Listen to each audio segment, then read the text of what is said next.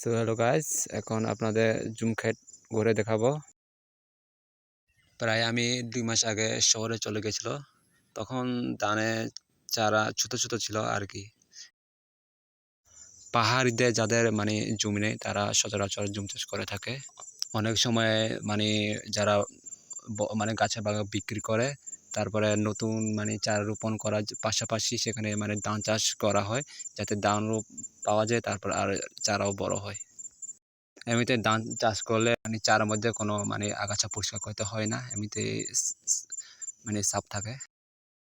ধানের চারা পাশাপাশি আরো অনেকগুলো লাগানো আছে যেগুলো দেখা সম্ভব নয়।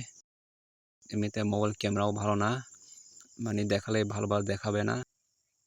যারা যারা এই ভিডিও শেষ পর্যন্ত দেখছে তাদেরকে ধন্যবাদ। অবশ্যই লাইক, কমেন্ট, শেয়ার করবেন। আমিও আপনাদের পাশে থাকবো অবশ্যই।